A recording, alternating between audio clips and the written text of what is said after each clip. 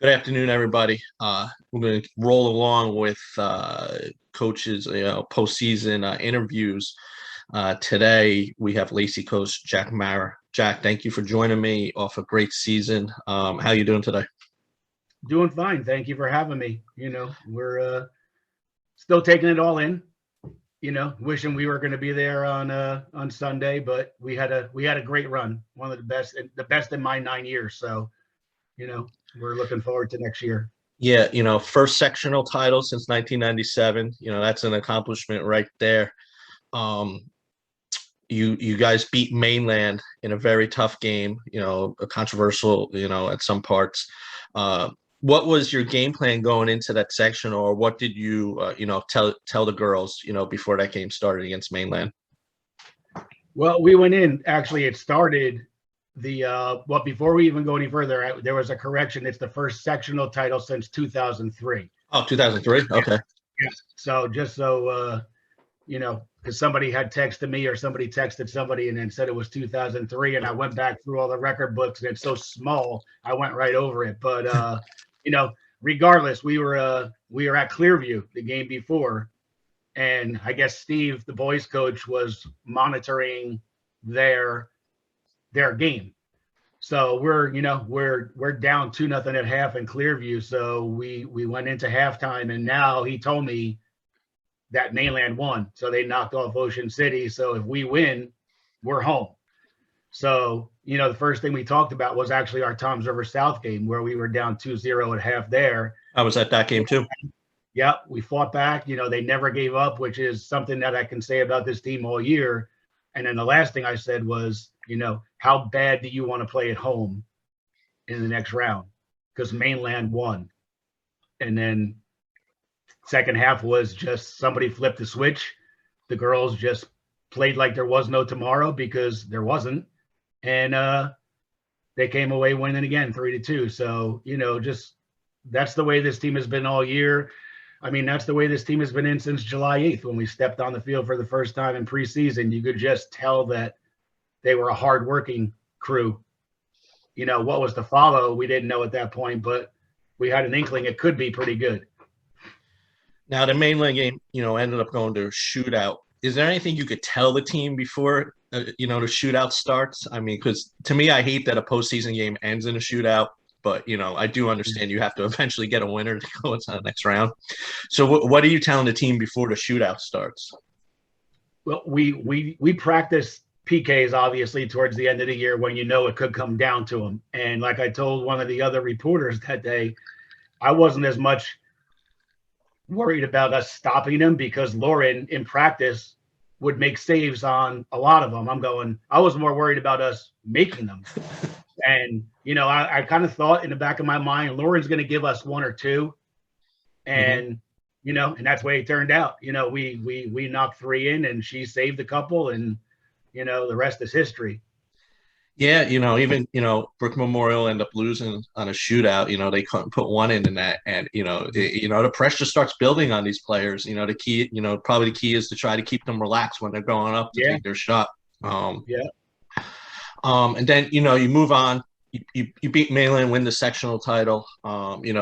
Completing a very good weekend for the shore teams with sectionals. Mm-hmm. Then you play Princeton, a very, very tough team, but you took them to the limit, end up losing in overtime. Just what was the message before that game? Well, we talked about it as a team because I found a couple of games online to watch, and obviously number 17, Lise is their number one scorer. Yeah. Big girl, tall, Lehigh commit. And I watched them play, and I knew we could play with them. So we had to make a decision. Do we want to man mark her and try and take her out of the game? Then we all decided that, what, we're going to play our game. We've been playing with a high pressure, high line all year. And we figured if we could, impose our will on them like we did all year with other teams and keep the ball down by our attacking end, maybe we could limit the time that she has with the ball at her feet. And, I thought we did a really, really good job of that. I mean, we outshot them. I believe it was like 16-6. she had all 6 of their shots, so she did get her foot on the ball, at times. But I thought we did a really good job of shutting her down, when she got the ball at her foot. No complaints at all. Other than that, we just went out there knowing like this team goes out in the field every game. There wasn't a game that we went out there where we didn't think that we were going to compete. Did we say we're going to win? No, obviously you're not going to go out there, because we played some really, really good teams down the stretch, which I think prepared us for going into the state tournament run. That was going to be my next question. You guys were in a lot of competitive games, a lot of one-goal games. Do you think that did help you, come states when, the best teams, get to the top? Yeah, I mean, without a doubt. I mean, down the stretch, we at the end of the year, we played Brick Memorial, lost 1-0 in overtime. We went into the, Shore Conference tournament. We ended up playing St. John Vianney. We walked away with a win there. We went 1-0 into overtime with Manalapan, and just a funky play towards the end, a bad bounce here, and kudos to them, but we played with them well, we hung with them. So I don't think the girls really, they never got tight. They were always relaxed. They always went on the field knowing that we were pretty good. Sometimes going into the season, we thought we would be okay. And as we went along, the girls finally, I think, started buying in, saying, you know what, we're a pretty good team. We compete. Like I said, you said, we had 7 losses on the year, all by 1 goal, and I think the majority of the success went with Lauren Leporino in the net. I mean, when we went into the season, we didn't know who was going to be our keeper. We were going between 2. One started game 1, one started game 2, and then Lauren started Toms River South. And from there, we kind of knew that he was going to be our keeper, for the rest of the year. Yeah, she had a pretty good game. The Toms River South, their only 2 goals were counterattacks. You guys did a good job of controlling that game and getting the game winner in overtime. I was stuck going through your team. Your leading scorer, the freshman Natalie McGovern, she was my freshman of the year. The first time, the Toms River South first game of the year, the first game that I saw your team play, she wowed me, and she seems like a player, every game I saw of you, she seemed like she was in a different position, seemed like a very versatile player. What does it mean, your leading scorer, freshman, and getting her to come, she'll be back next, for another 3 years.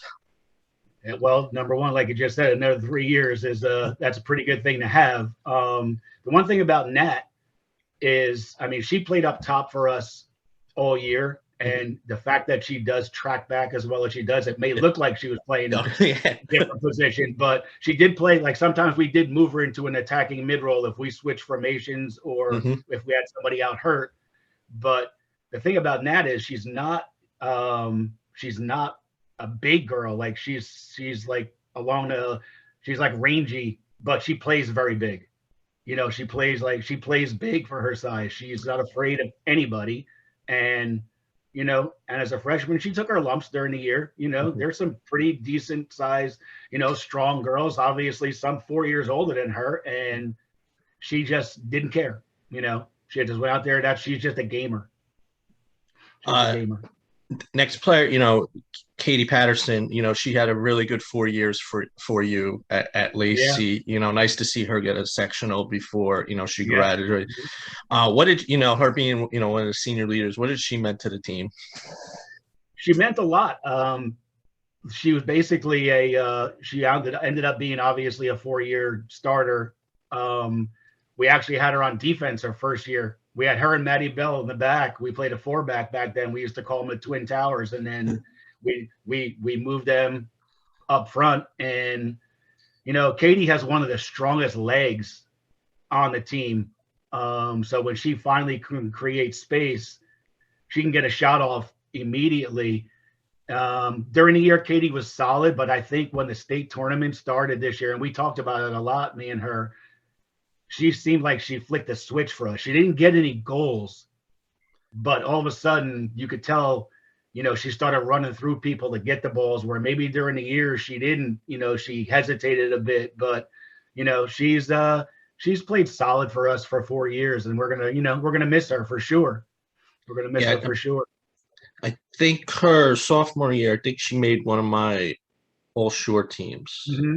Yeah, Yeah. I'm pretty sure she did.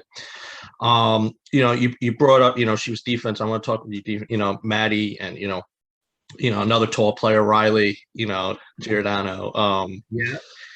What if they met, Maddie Bell's, senior leader back there, and then Riley's Yeah. Well, junior. Maddie, we moved last year. Maddie hasn't played defense since really her sophomore year. We moved her to an outside mid or up top. And this year was her breakout year. Last year, Maddie she was not a starter. She was my first person off the bench every game. First up, Maddie Bell. And this year, I think she gained a lot more confidence. She started every game. All 24 of them. She's solid. She sometimes doesn't look like she's moving fast, but she's so tall, and once she gets those long legs going, she'll run anybody down anywhere. And she made it really, really tough for opposing people. They could not really attack down the flank against us, because even if they happened to beat her, she would always track back and either disrupt what was going on, or win the ball back for us and get it going the other way. So Maddie was huge for us. But the back three, we started obviously Marley last year as a freshman. Yes. Won some postseason awards. Yep. As a sophomore. Marley is our rock. Marley is the person in the back where I don't worry about things that are going on, because I know she is going to find a way to get the job done. Like you mentioned, Riley Giordano, we moved her freshman year. She was a forward when she came out. Mm-hmm. And then last year, in the beginning of the year, I moved her. I said, hey, what do you think about moving to outside back? And like, Riley is just a very coachable. I'll try. She is not, she started almost, I think she did start every game as a back last year. Same this year, all 24 games. The thing about Riley is sometimes what she's doing on the field doesn't look the prettiest, but she finds a way. She gets great position with her body. Mm-hmm. Doesn't get pushed off the ball ever. Very strong, and was just rock solid for us. And then Sofia Reid this year, she's a junior. She was my right back, and she started every game as well. And very, very rarely, I don't know if she came off the field maybe 3 times all year. And she was a girl last year. We tried her at back. We tried her in mid. We tried her up top. We tried her different places to try and find a spot for her. So in between, like over the summer, we talked, and she goes, I just really want to concentrate on defense. I said, okay. So from day one, we started her back there, and that she's found a place where she is probably, if not my most improved player on the team by far, from last year. She was awesome for us this year. Yeah, I enjoyed watching, your team play defense. Fit, not afraid to use their bodies, and mm-hmm.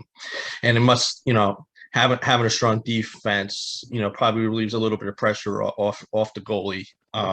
In most games. Yeah. And having a solid goalie also really, relieves the pressure off the defense, knowing that you have such a reliable goalie back there. Yeah, her and Marley communicated very, very well during the year, and between the two of them, like I said, we didn't give up a whole lot of goals this year. So they just worked well together. And it's weird because sometimes we would talk about going to a 4-back, and mm-hmm. we tried it, and we looked awful.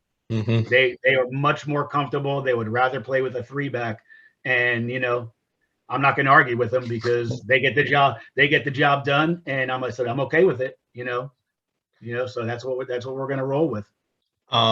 2 more players, obviously the Stevens sisters.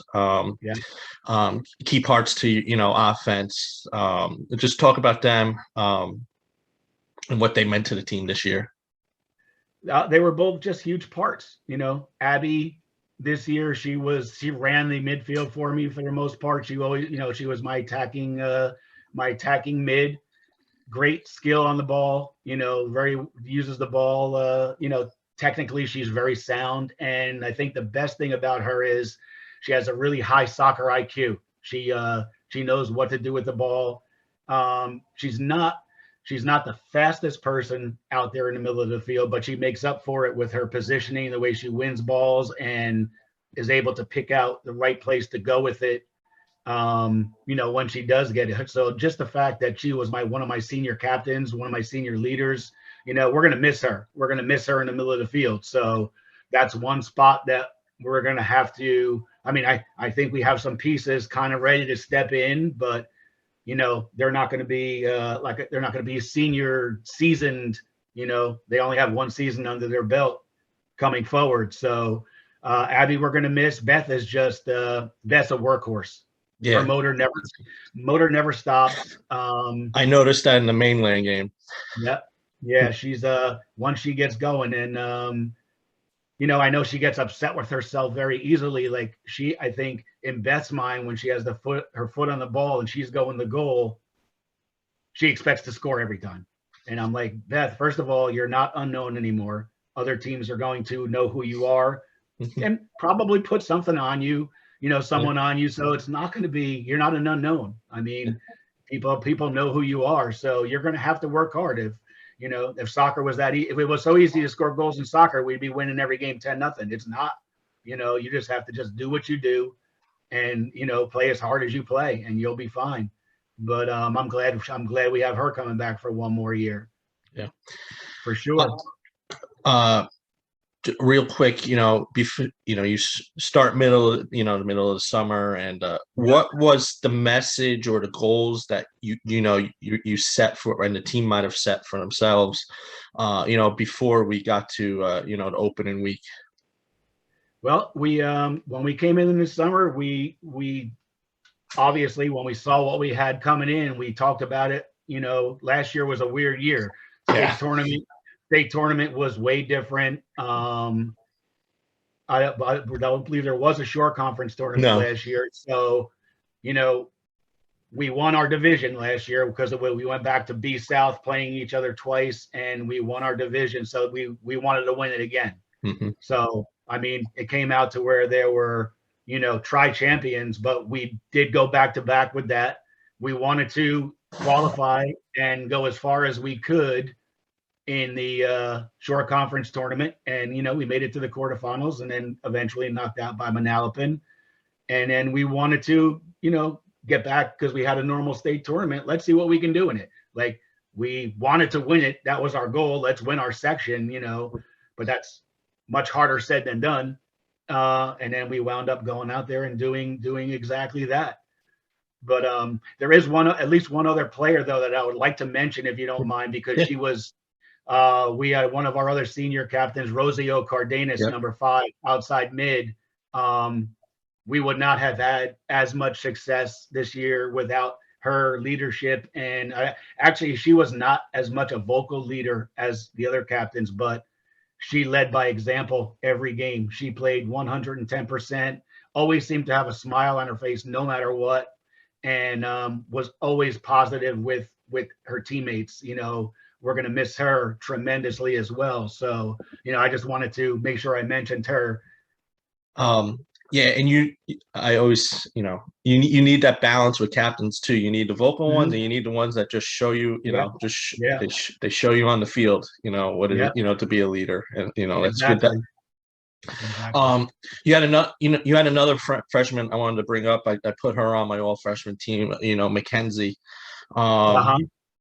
Did she get in? Somebody told me she got injured towards the end. She did. Yeah. Mackie actually was playing with the last couple weeks. She did something to her foot, and she kept trying to play through it, and it really started to bother her to almost to the point where in the mainland game, the Clearview game, we thought about not playing her.